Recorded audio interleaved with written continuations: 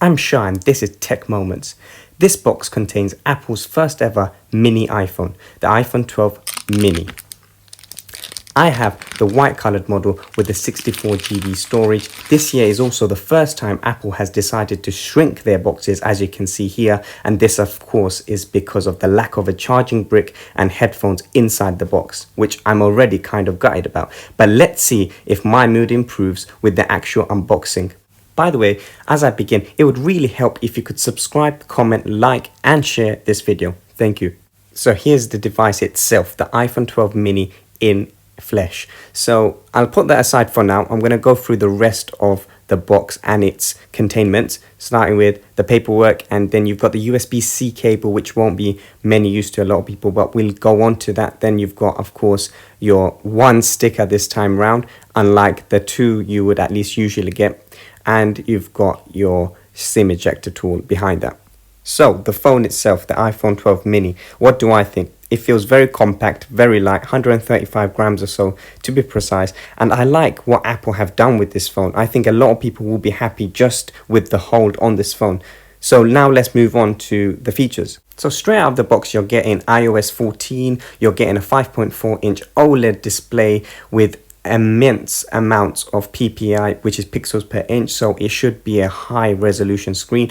And also you're getting a variant of 64GB, 128GB or 256GB, so that's a lot of options there. Then you've got the cameras, and I'll go through that in more depth. And you've got the size and weight, which is once again the standout features of this phone. You know, it's only around 135 grams, like I mentioned before, and it is made of aluminium, so the frame is very light, and just the hold itself, I have to repeat, is what stands out as you are using this phone. At the bottom of the phone, you've got the charging port and you've got the speakers. On the sides, you've got the power button, and basically you can see on the sides it's very thin, a very thin phone, 7.4 millimeters.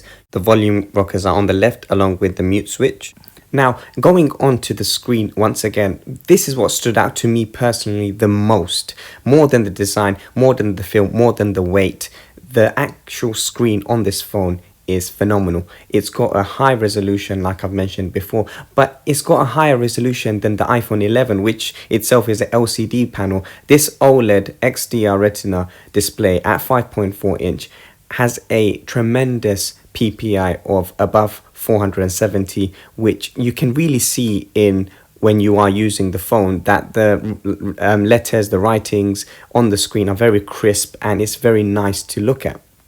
Now I'm going to swiftly turn my attention to the battery life, or the potential battery life on this phone. Apple have not yet made it official what type of milliamp hour battery we're dealing with here, but I will do a test with this phone and give you guys an updated video, so look out for that.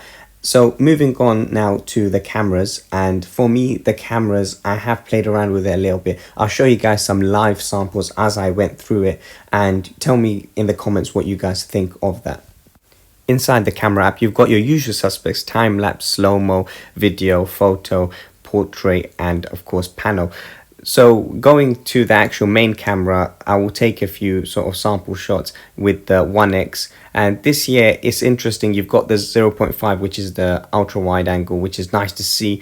But what I didn't like is you would have to actually zoom in manually, as I am here, to get into the 2X, unless I'm not already aware of how to do that. But that is a bit annoying. In other phones such as the XS prior, you can do this without having to do it manually. So this was a picture I took using the rear camera on the phone. Very, very detailed.